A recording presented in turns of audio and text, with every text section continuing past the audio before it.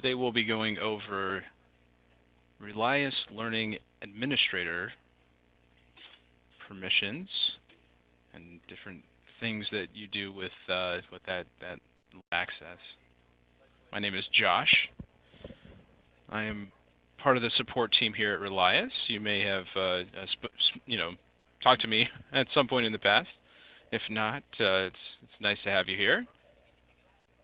Certainly hope to be able to speak to everyone at some point in the future. We're going to wait just maybe a minute or so more to be sure that everybody has a chance to connect. Do be sure to use the chat function if you have any questions.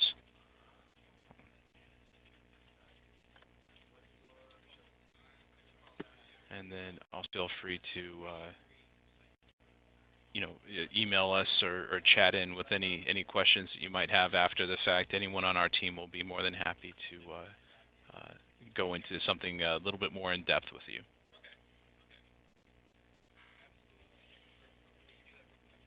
All right. So this session is also going to be recorded for putting on our Connect page main access. So, all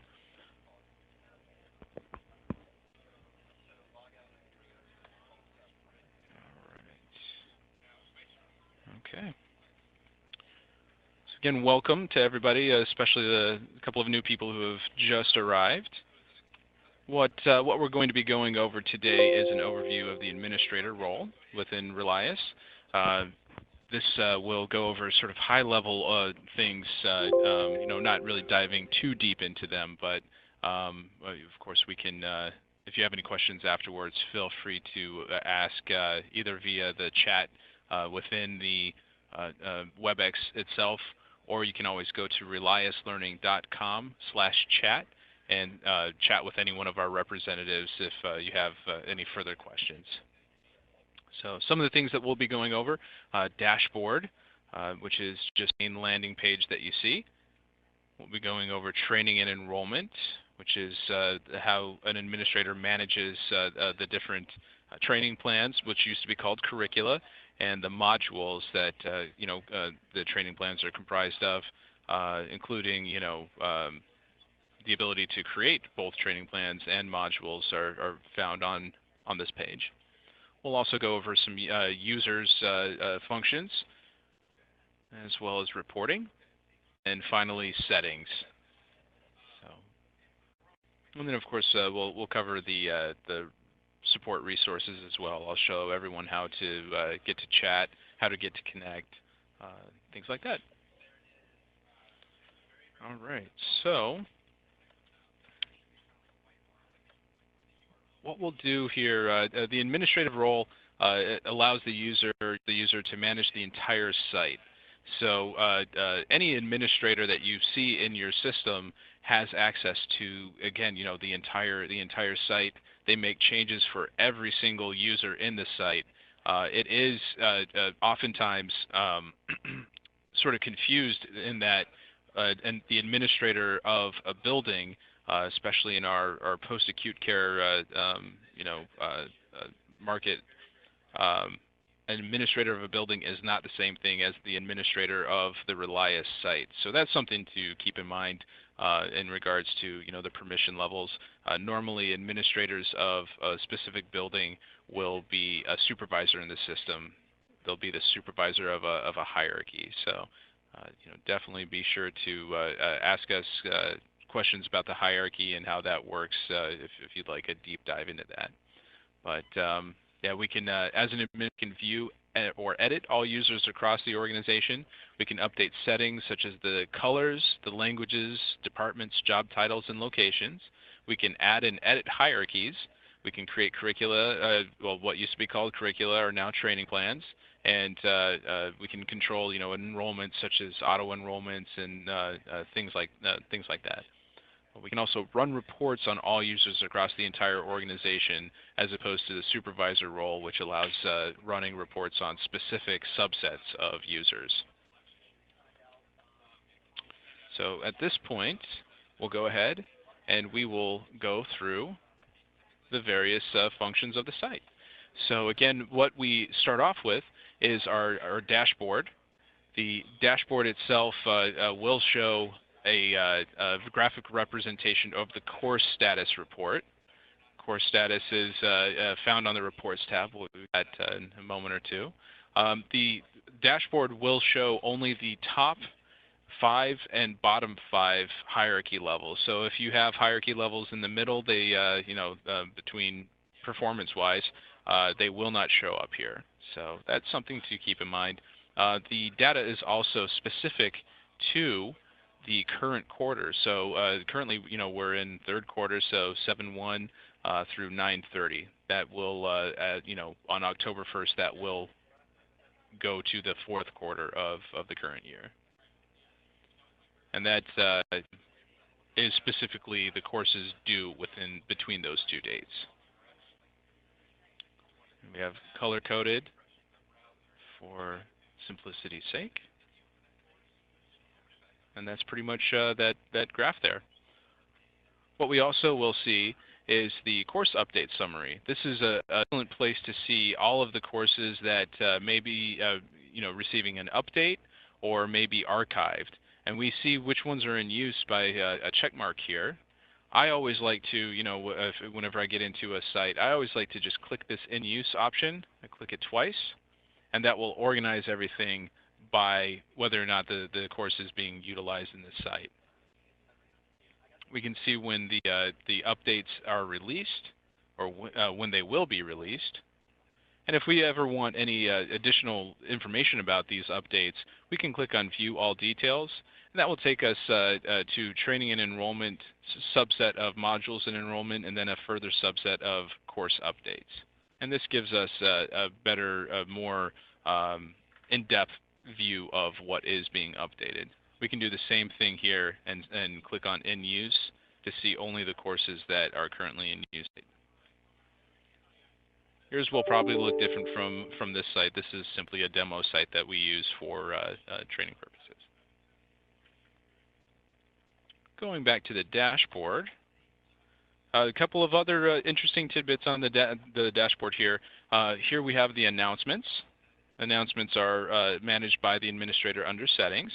We also have My Saved Reports. So this is a really good and quick way to easily see the reports that matter the most to you.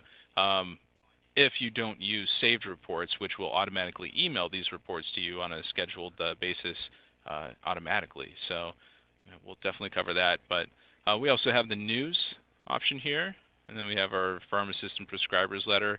The announcements, news, and prescriber's letter are all things that can be turned off by the administrator under Settings. So that's another key thing that you can do. If you have gamification turned on, you will also see a leaderboard on the dashboard. I won't get too far into this simply because gamification is an optional feature of the system, but that will show up on the dashboard here. We have our score, compliance rates, and overall grades. All right, so that is essentially. We do have a question here. The question is in use by Relias or by a user. What this means is that there is at least one person enrolled into the module. So generally by user.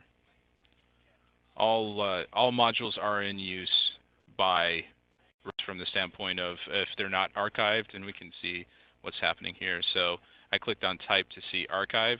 These are the courses that are being pulled out of use by Relias.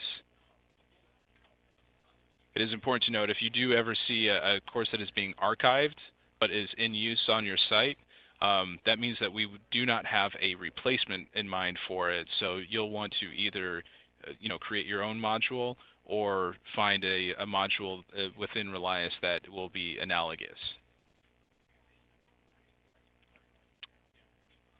All right. So let's go ahead and move along to training and enrollment. We'll just go right across the top here. We'll be skipping surveys, but if you do have questions, if you do have that optional product on your site and have any questions, feel free to ask us.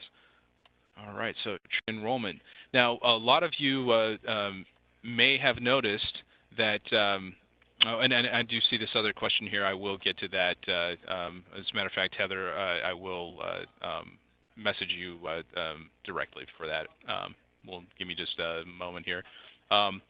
So under training and enrollment, you will have noticed a slight change in your site, the way that it looks. What we've done is we've taken the term curriculum, which do market research and all kinds of things, we found was a bit more confusing of a term than training plan. So training plan is simply just a replacement word for curriculum. So hopefully that dispels any sort of nervousness about the way that this looks. The other change that we made here, and this is covered a more in-depth view, but when we create a new training plan, we've essentially taken all of the steps that were used on one page, and we have broken that apart into separate little pages here. So it's more of a wizard as opposed to a just an entire page that has to be gone through. So we do have another question here. What is a training plan in our system? A training plan is essentially to take different modules, or what you might refer to courses, and put them all together into one list that have specific due dates. Here's modules that can be accessed, or again courses. We call them modules because not all of them are courses. We have the course types, we have requirements tracker types, we have events and skills checklists, and another optional product is the competency review. So that's another type of module that can be created. But so a training plan is essentially an ability to, let's pick one here. We'll do annual fire safety courses. So here we have 3 different courses that have been put into a single training plan, and this training plan can be assigned to users. So if all users have to take these 3 courses, you just enroll into the training plan, and it sort of takes it from there. This particular training plan, if we go through the scheduling portion of this, it is recurring, which means that it is reassigned automatically year after year.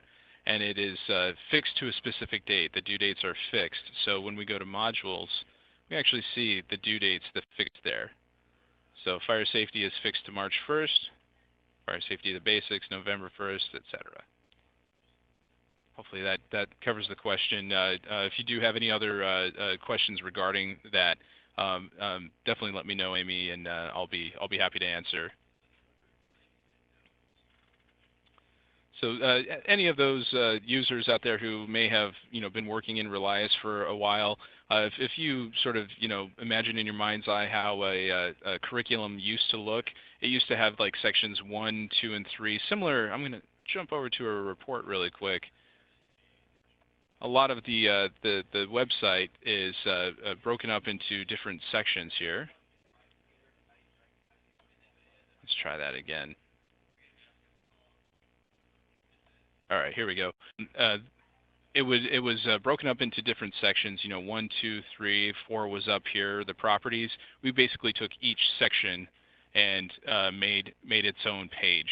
So that's what we see here, and that's the only difference that is really made there. Nothing else has changed. All right. So under the training plans, one of the another main function that an administrator will handle is the enrollments, specifically auto enrollment. So here, to get into the properties of the training plan, we would click on All Annual. But to get to the enrollments for that, we'll click on the graduation cap icon all the way to the right for this specific training plan. This takes us to the currently enrolled page, which shows everybody who is currently enrolled into this particular training plan, including, username, name and username hierarchy, a bunch of important information.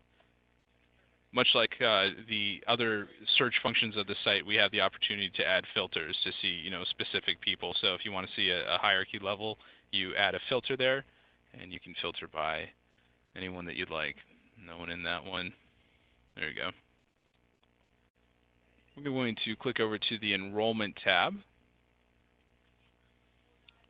And on the Enrollment tab, we actually have the opportunity to see who all of the different profiles, auto-enrollment profiles that have been set up. Generally, an all-staff annual will only require one auto-enrollment profile, so just ignore the fact that there's multiple here. But if we click on the profile, what we see is that what's selected is all users, which clears all the attributes. So this is essentially makes it so that if you're a user in this site and you are active, you are enrolled automatically into this training plan. And specifically every single module that has been set up in the training plan. So there's not a way to pick and choose what is enrolled. If it's in a single training plan and you're enrolled into that, you get all the courses. Modules, I should say. And then on this page, we also have the opportunity to do a manual enrollment to see who, anyone who is not currently enrolled will show up on this page, and we can, enroll them. With an auto-enrollment profile set to all staff like this one is, these indicate users who have been unenrolled manually. The system will not pick up users who are unenrolled if, we don't like to undo work that you've already done. So that's the basics there of enrollment. Again, we do have a more in-depth view of the different types of training plans that can be created, auto-enrollment profiles, all kinds of fantastic things. So be on the lookout for our training plan and enrollment open training for a deeper dive into that. All right. So another function of the training and enrollment page is this modules and enrollment option here. This list of all of the modules. Again, you might call them courses, but it goes a little bit deeper than that. Again, we have our different module types here. Another couple of add-on products. We have Pro on the Go and Assessment. So most sites will have courses, events, requirements trackers, and skills chests. Each module type does something a little bit different. Again, this is another sort of deep dive open training that we have, so be on the lookout for that if that's something that you're more interested in. I'll give you a quick overview here. The courses type of module is something that is generally done online by the user. It can have a final exam, it can have content, all kinds of options to give that user the option to complete it on their own. Generally completions of, and we do have a request to see a sample of skills checklist. We'll definitely cover that here. But courses are, again, the best way to put it is something that is completed by the learner on their own using their own access.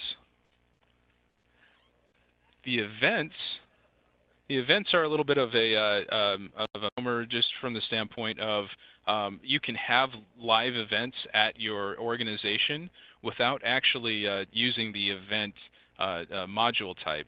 The event module type is more used for a scheduling assistant type of thing, where let's take a look at CPR here. Actually, I'm going to go back to the module list. I want to find one where there's more than one learner enrolled. We see that there's a sticky filter, so I used the back to module list option here, which made it so I did not have to change that to events. Let's click on CPR and first aid certification. Of course, we see some of the options here. Events can be set to attendance only, final exam only, or attendance and final exam. So that's something to keep in mind. Anytime that you have a final exam present, an event function a lot closer to a course. But attendance is where you can record, whether or not someone attended. But here's the sessions function here. I'm going to uncheck show future sessions only to show all the previous sessions. But essentially, this is the scheduling assistant type of functionality of this type of module, where if we have 1/1/2014 and 1/17/2014 as two options, and we'll throw in February as well. You can assign the event to a learner, and then the learner option of choosing this one, or that one. And there can be a specific number of seats. So once those number of seats is down to 0, no one else can choose that one. They can go on a waiting list if you allow that, or they just have to choose a different. So that is the main use, I would say, of an event module type. Another type of module that can be used to live events is the requirements tracker. And the requirements tracker is one of my favorite module types simply because it is so simple in setting one up. If we click on new module here and choose requirements tracker, click continue. This is all you have to fill out. Technically, all you have to fill out is the credit hours and the title. So this is excellent for if you have a live fire safety drill or something like that that took about an hour to go over, or maybe half an hour. We'll do half an hour because we're all busy. So we would put in 0.5 and we would say fire safety drill. And now what you can do, because you are something as complete that happened in the past, and it doesn't really matter, what scheduling wise, I recommend against using the event, even though it was an event, the event module type. Instead, we use the requirements tracker because we assign this to everybody, mark them as complete. That shows that they attended that fire safety drill, and that's all you have to do. Click Save and go to enrollment, and we can choose people and mark them as having attended. We can either enroll them to show that they need to do it, or we can enroll and mark complete, and it's nice and simple. So now the moment that we've been waiting for, the skills checklist here. All right, skills checklists, I would say, are one of the probably least used type of tools in the site. What a skills checklist will do is it will take a specific task and it will break it down into individual tasks. So here we have, administration of, I actually don't know that word, I apologize, but enteral feedings. And here are the different tasks that are associated with it. And each task has a description and sort of a rationale, applied to it. So this type of module is one of the only modules that requires a bit of sort of real-world interaction where an observer is set. We can see the observers. There's no observers currently set for this, so I'm going to skip ahead to our user role here. We'll get to this here momentarily, but role, observer. Anytime that you mark someone as an observer, right, that then makes them, and that's done here, skills checklist observer. Anytime that they are set as an observer, they can be added as an observer to an individual checklist here. So we can choose Karen here. And now Karen has the ability to go in and print a skills checklist of all of these tasks. And that essentially gives the opportunity as well to go in and record the different tasks as someone does them. They will actually watch someone go through the task and make notes and determine like say at the end, hand hygiene. Say if someone forgets to or doesn't quite wash their hands for the right amount of time, they would just put in that comment there.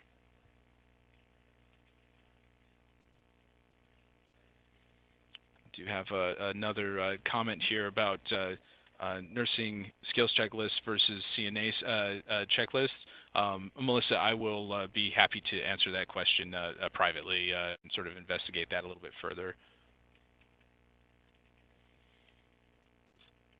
So that is the skills checklist module type.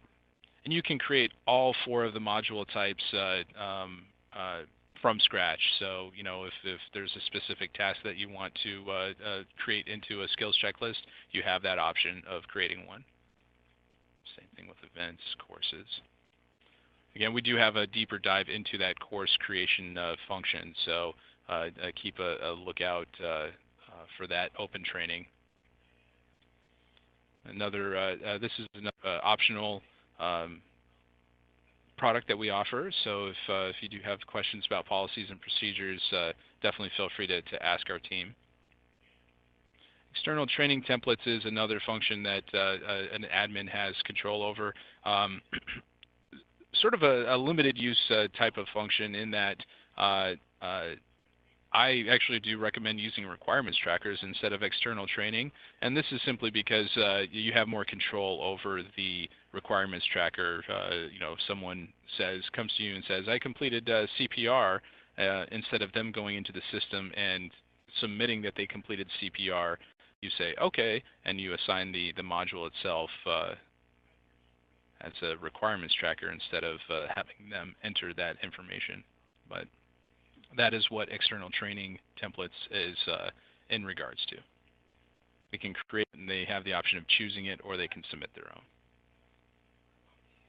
Video files allows us to manage the different videos that have been uploaded to site in various modules. To upload an actual video file, it's not doesn't get put into a module unless if we actually create the module, create the course, and put that in there as content. So that's something to keep in mind. But that we'd have to go through this. But let's go ahead and show the content tab real quick. Video file here, you'll notice all of the video files, excuse me, that we that show up in this list as something that can be added are all of the same video files that show up here. Career path, another sort of limited use case type of functionality, but what this does is it allows you to create a sort of an elective path. Someone can say, I would like to know more about this, or I want to see what I can do to move from being a CNA to an RN, and you have the option of putting together these sort of different levels here.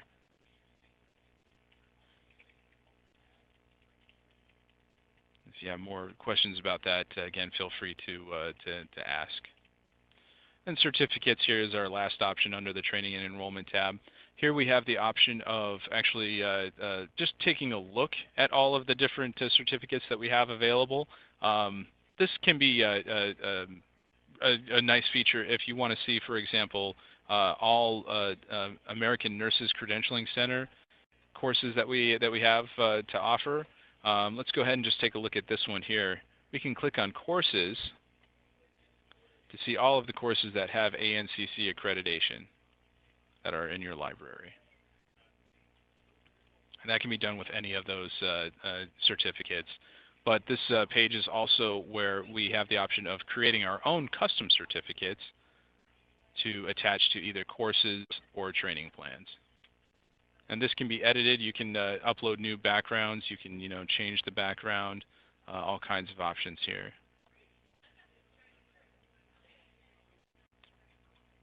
Oh, that's why it's not moving forward. It's required. So, all right, and that is essentially training and enrollment in a nutshell.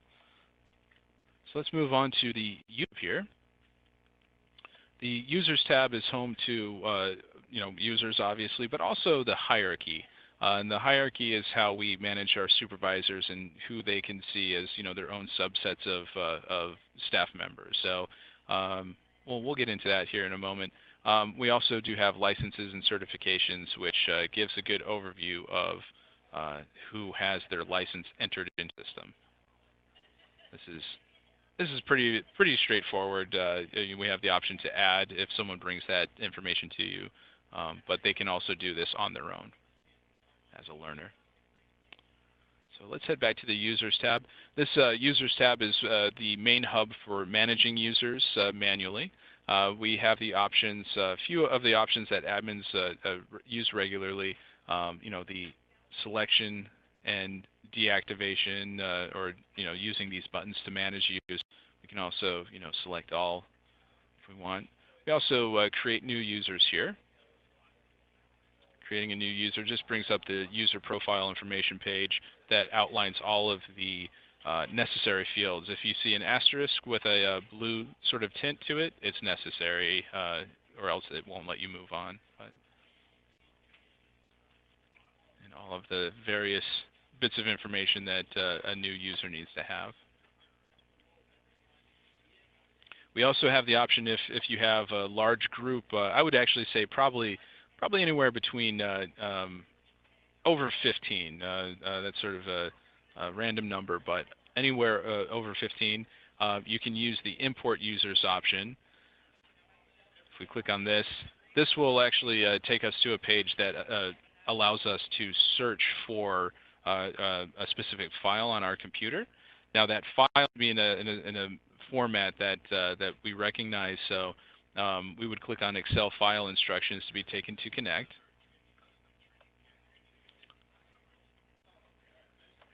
In Connect, this gives the instructions, outlines for doing so, importing users, how the file needs to be formatted and all of that. We do have a template that must be downloaded. We are more than happy to help with any user imports that you might have, but this is the best way to create large groups of new users or to update users, existing users sort of en masse. So there's a few settings that can only be changed by accessing a user profile, so you never have to go into each profile to make a change. You can do that with a bulk user import.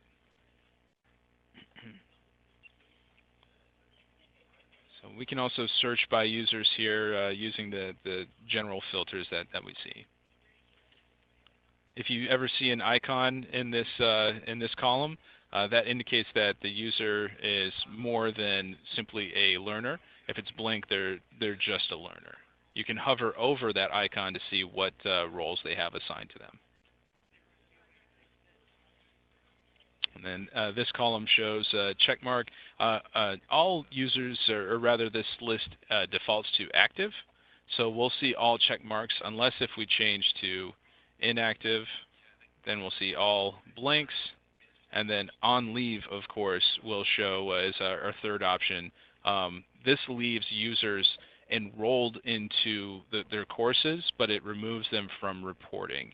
So this is good for if check to see who is compliant, but you do not want to show anyone who is not actively working at your organization in that moment.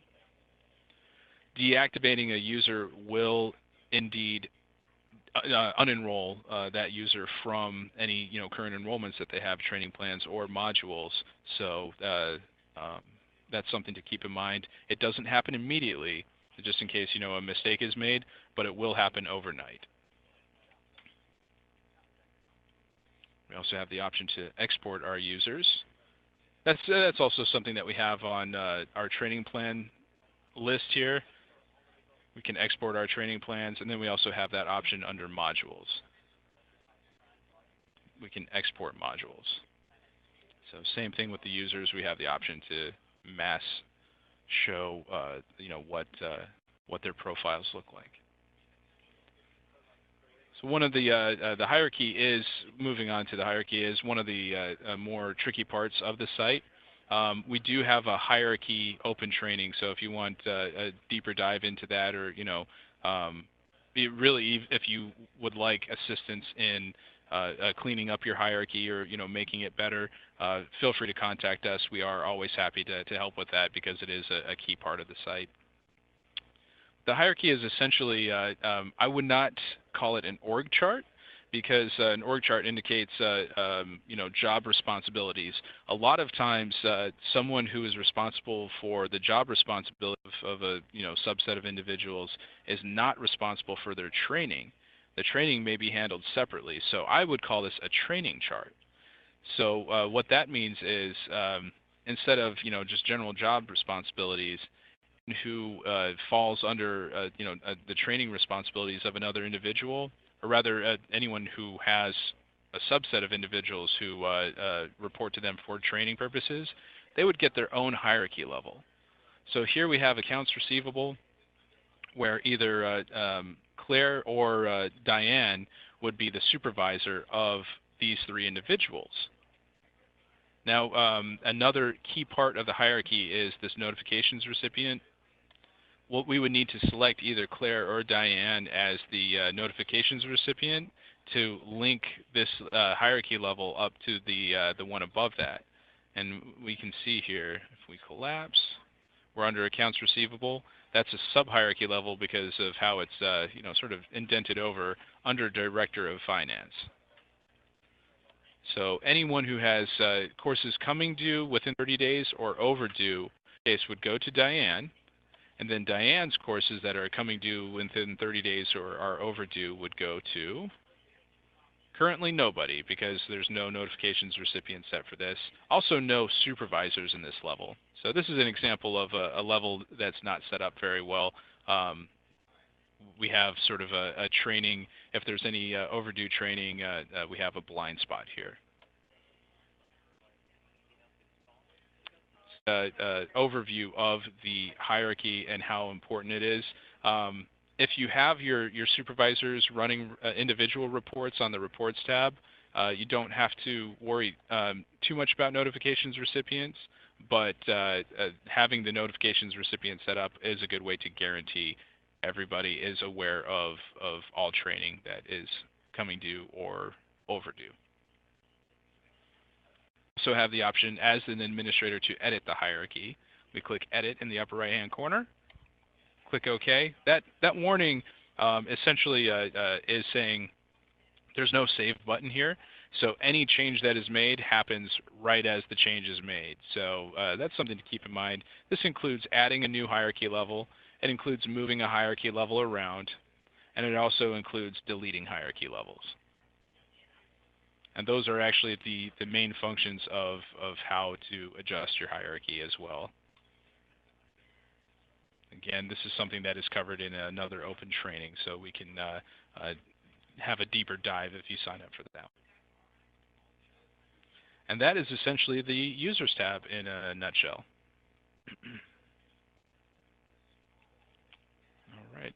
So again, the survey's not generally a part, or not a part of the system as it comes, but it can be added. That is, if you have any questions about that, I know we do have one person who has a question about that. I'll be happy to answer, but feel free to ask, and you can get live demo, and we'll get your specific rep to talk to you more about that. So skipping along to reports, the Reports tab, I can show you. I have basically two of my favorite reports are simply the course completion history and the learner status.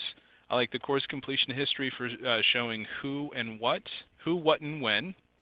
I like learner status because it shows a percentage. What is someone's completion percentage versus their compliance percentage? Give me one moment here. Sorry, I had a little bit of a dry throat there. Sorry. All right. So our reports, however, do span a number of different sort of areas and subjects. So whenever you have a chance, I definitely recommend getting into your Reports tab. The Reports tab, everything on the reports will only look at information, so you don't have to be worried about making any changes to enrollments or anything on this page. So feel free to run as many reports as you'd like and explore a little bit. All right, we do have a question here. How do you run one of the reports on date of hire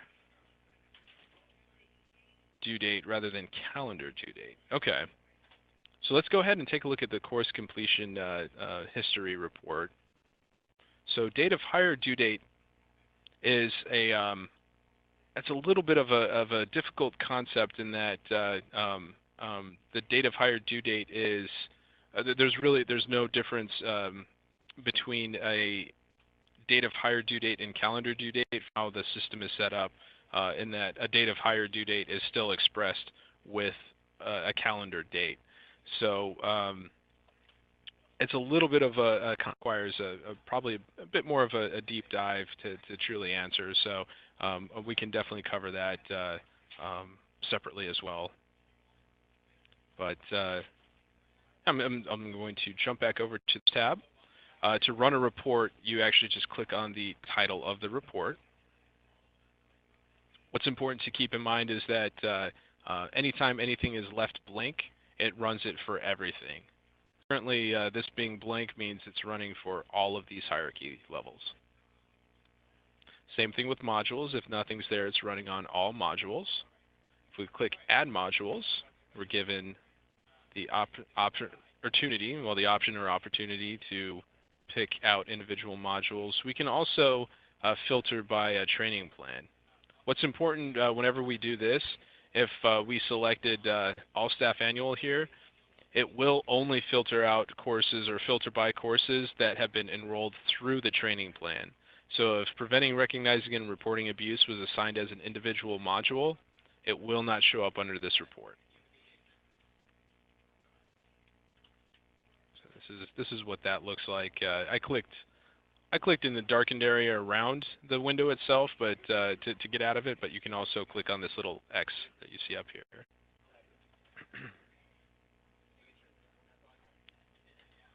We can adjust our reports by removing there. No data found now. We also have our filter by user attributes option here to filter down this information even more specifically. So if we want to see all nursing departments, we can run it that way, getting even more down to the specifics. Anytime that you use a filter within the same parameter, this is an and/or relationship. So anyone who is a CNA and or an RN will show up in the report, but between different parameters are and only. So someone has to be in nursing and a CNA and or an RN. One thing to mind. So we can remove filters by clicking the X. Here we have the option of searching by active users or inactive users or both. So that can be important during surveys if someone no longer works at the company, but they need to show what they have actually completed. This is sort of getting into the question that was asked. You can see a filter by hire date. So if your due dates are based on hire date, this is one way to sort of see, to be able to run that report. So anyone who has a hire date of month, if you want to see only their completions or incompletions, you can filter that out. Otherwise, that that can be confused oftentimes with this one down here. So keep that in mind. This particular report, these filters are common to essentially all reports, but course completion history has these unique options under report output, where we have options like completed, not completed, or all. Anytime you run on a completed date or completed status, you have the option of selecting either a completed date or a due date. Anytime that we actually change to all or not completed, we can only run on a due date because a course that hasn't been completed yet doesn't have a completion date. We also have the option of running individual or multiple. You'll see this option in multiple reports. If we select individual, we can then from our list. We have the option to show each user on a separate page. Can be useful. Show external training. If you don't have external training within your site, you can leave that checked. It's neither here nor there. And of course, we have the option of including credit hours. completed due date range. Again, we've set it to not completed, so we can only do it by due date range. We can also include any modules that don't actually have a due date. So in other words, electives or external training. Electives are courses added by the user themselves, or courses, individual courses assigned without a due date. And then here's our date range that is specifically referencing the date type. We have a few options here. We do have a reports deep dive as well if you have additional questions about reporting functionality. I always recommend deleting optional columns. So the other report that I recommend is learner status. I like the learner status as well because it is extremely simple. Last year, deleting the optional columns, just sort of out of habit, but it makes reports easier to print and read.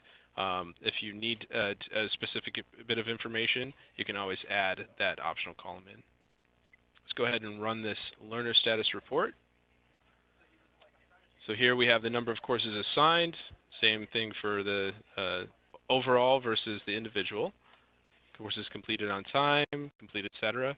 Here we have our completion percentage, in other words, courses assigned versus courses completed. And then our compliance percentage, which is the courses assigned versus the number of courses completed on time. And it shows you by individual what has been completed.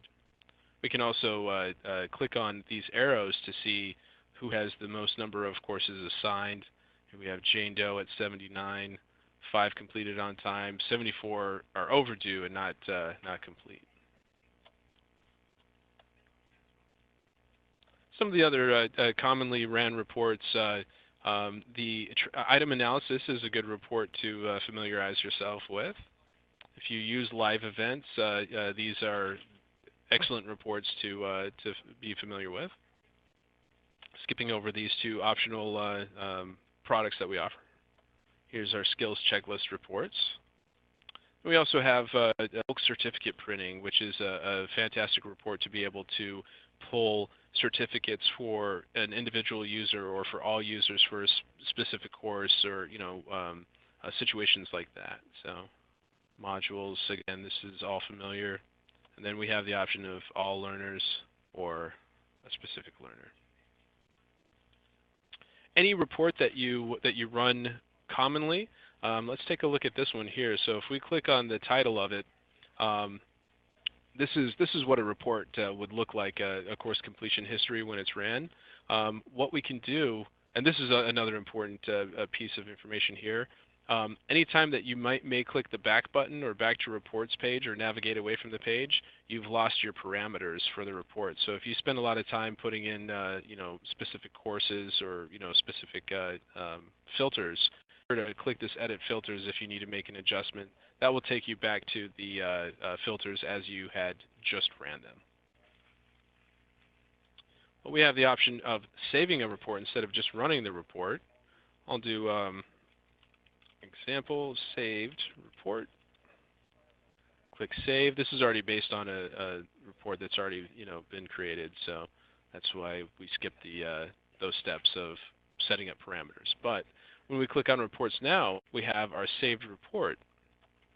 Saving a report doesn't take a snapshot of the data as it currently is. It takes it just saves the parameters so that you can run it all the time and have updated data. To actually take that snapshot to export the current data as is, you would click on the export option up here. PDF and Excel are the two most popular options, my favorites.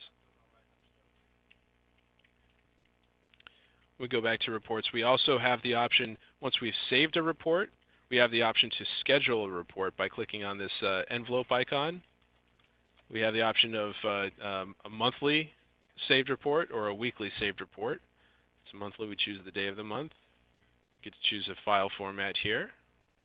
This is the email subject that will be sent to your recipient. So you have to add a recipient. They have to be at least a supervisor here. So we'll add Angel. So if we type in the subject, that's the subject that Angel will see when adding, when receiving this email. Message is the same thing. So that's our saved reports. We can save reports, get into the actual edit filters, remove from my saved reports, and it's gone.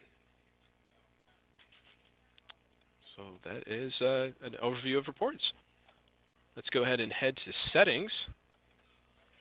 Now the settings is probably one of the more complicated parts of the site. If you have any questions about that, definitely be sure to let us know.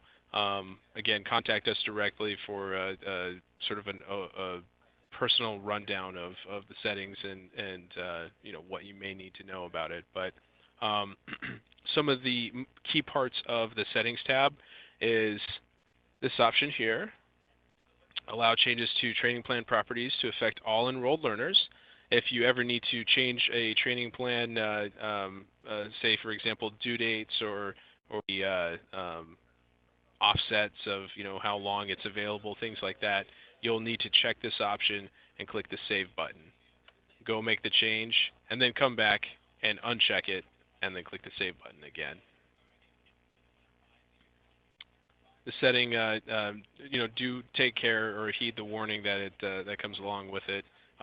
We have seen many instances where, if that's left on, you may make some inadvertent changes that affect your users. So some of the other important things here, disregard course override. This option allows you to change it from override not enabled to allowed by administrators and supervisors. Essentially, this is, can your administrators or supervisors mark a course as complete? This allows you to do so.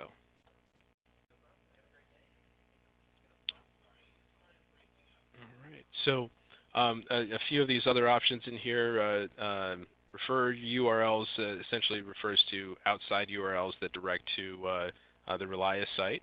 If you have something that isn't this, which can be a little bit complicated, then you can put that in here. We have our customized languages that allows us to change how a field appears. So when we see, let's go to user profile customization. When we see custom field 1 in a user profile, we have the option to change how that says custom field 1 to something else. And that's done under settings, customized languages.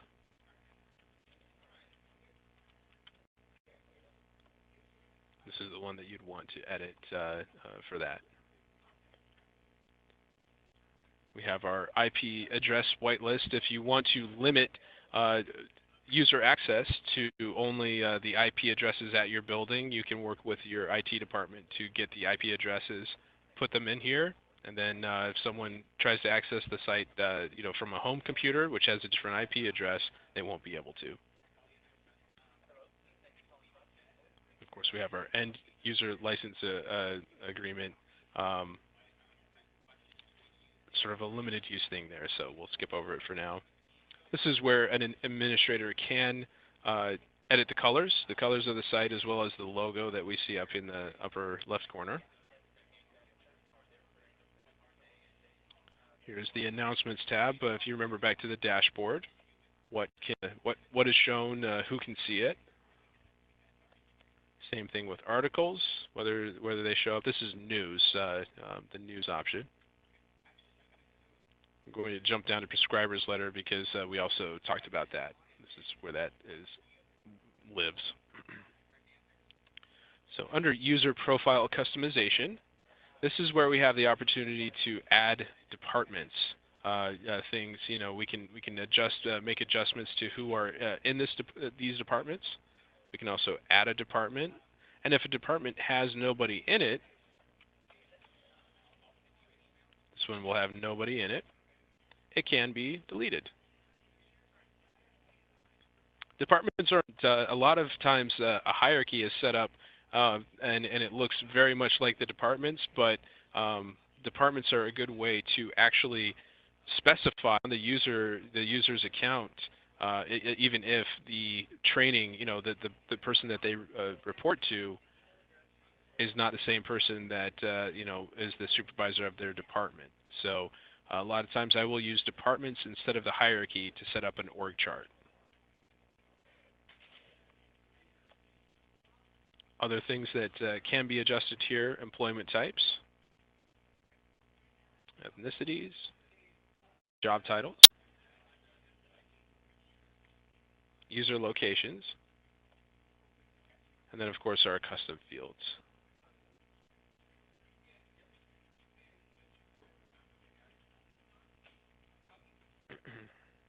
Again, custom fields can be changed using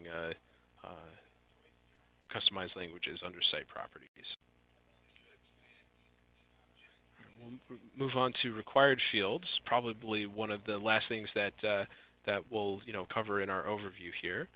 But what required fields allows us to do is actually change what is required, either required when creating a user's profile, whether or not it shows up on self-registration, limited use case there, same thing here, but also whether or not a user can get into their own profile to change that information.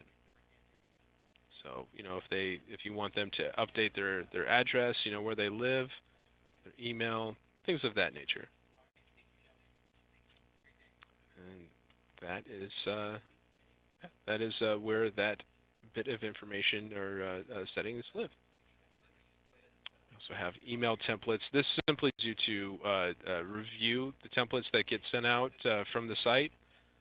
It also allows you to make small adjustments. We generally recommend against rewriting these entirely, but if you have any questions about these, definitely let us know. Leaderboard properties is specific to gamification. It's a feature that can be turned on for free, so if you have questions about that, please let me know. It's data export, users, courses, pretty much the same export that we were looking at before. And web services, if your organization uses this, this will mean something to you. Otherwise, don't worry about it. All right, so that is pretty much the overview of how the level of access that an admin has. It's essentially the entire site. So I can't stress enough how important it is to limit administrative access to the site, or else you may get a too many cooks in the kitchen type of situation where changes are made and you can't really track who did what. So generally an Relias administrative team of 1 or 2, maybe 3 is generally recommended. So Relias Connect, I do want to show Relias Connect and what we have access to through Connect. When we click on that, it automatically logs us in. If we click on support, we actually see the admin support portal and knowledge base. And if we look over here we see all of the training events, such as today, or not today's, but apologize, my mouse has in it, which is, okay, there we go. So, so what we see here is our open training calendar, supervisor training.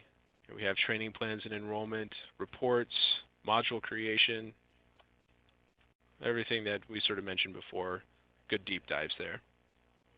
Have our knowledge base, clicking on the manual, which is sort of a live user manual, because these get updated as updates come out within the system.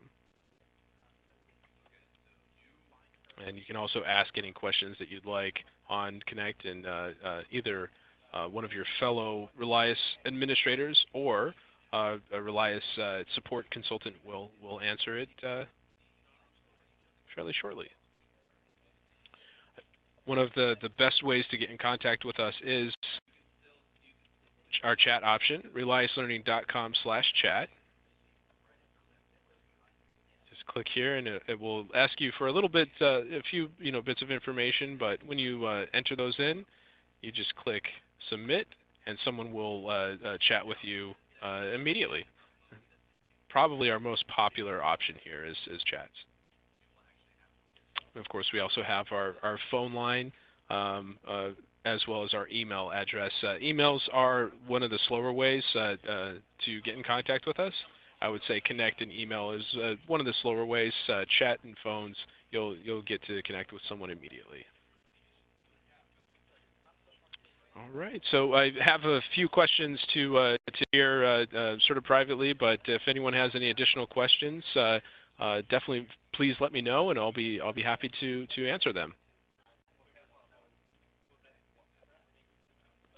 Feel free to use the chat option, within WebEx to do so. We'll get that pulled back up here. All right. Yeah, here we go.